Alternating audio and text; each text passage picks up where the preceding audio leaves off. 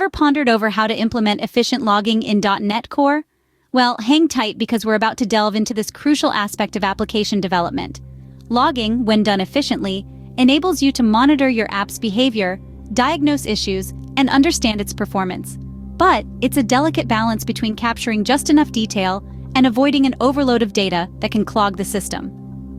Let's dive deep into the top 10 performance tricks to enhance your logging in .NET Core. Firstly, understanding when to implement logging is crucial. Logging isn't just about keeping track of errors and exceptions, although that's certainly a key part. It's also about gaining insights into user activity. This becomes particularly important in areas where security and auditing are paramount. Beyond that, logging can be instrumental in monitoring the performance of your application. It helps in identifying potential bottlenecks and areas that may need optimization. And of course, during the development and testing phases, logging is indispensable for tracing code execution and spotting anomalies that could lead to bigger issues down the line. But here's the catch. While logging is clearly a powerful tool, it's not always beneficial to log everything. As with many things in life, balance is key. Too much of a good thing can be detrimental. So when should we limit logging? We'll explore that next. However, it's not always beneficial to log everything. Let's see why. Now let's explore the situations where you should limit logging. Logging, while incredibly useful, can sometimes be a double-edged sword. There are scenarios where it's best to minimize logging, especially in high-performance situations.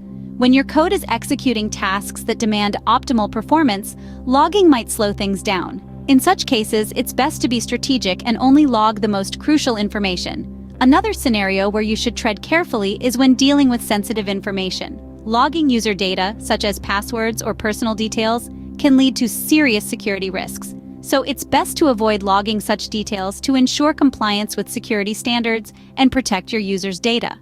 Remember, the key to efficient logging is balance. It's about capturing just enough detail without overwhelming your system or making your logs hard to decipher. Knowing when to log and when to limit is half the battle. Now we'll explore a code example. Here's a simple code example to illustrate efficient logging. We have a class named MyService that includes a private read-only instance of iLogger named _logger. This logger instance is initialized in the constructor of MyService. Now let's take a look at the process data method. Here we have a try-catch block. In the try block, we have the processing logic, followed by an informational log statement, data processed successfully. This log message is useful for tracking the success of data processing events. In the catch block, we log any exceptions that might occur during data processing. We use the log error method of the logger instance, passing the exception and a descriptive error message as parameters. This code example demonstrates how to implement efficient logging by capturing important events without cluttering the log with unnecessary data. While this example is straightforward, there are common mistakes to avoid. Let's discuss some common mistakes and best practices in logging.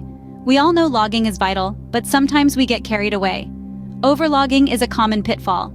It's like trying to find a needle in a haystack, with your logs ballooning in size and relevant information becoming hard to spot. So, remember, log smart, not hard. Another typical mistake is inconsistent logging levels. This is the equivalent of having a library with no sections or categories. Using appropriate logging levels like info, debug, or error can make filtering logs a breeze and your problem-solving process much smoother. And let's not forget structured logging. Ignoring this is like ignoring the filing system in your office.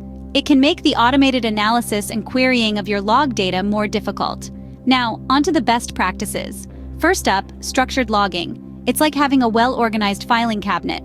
Tools like Seralog for NetCore can make filtering and querying your log data easier. Next, centralize your logs. Think of it as having a single go-to place for all your records. Tools like ElkStack or Splunk are great for this, allowing you to analyze logs from multiple sources in one place. Finally, consider asynchronous logging. It's like having a dedicated, efficient assistant handling your paperwork, minimizing the impact on your application's performance. With these tips, you're well equipped to implement efficient logging in your .NET Core applications.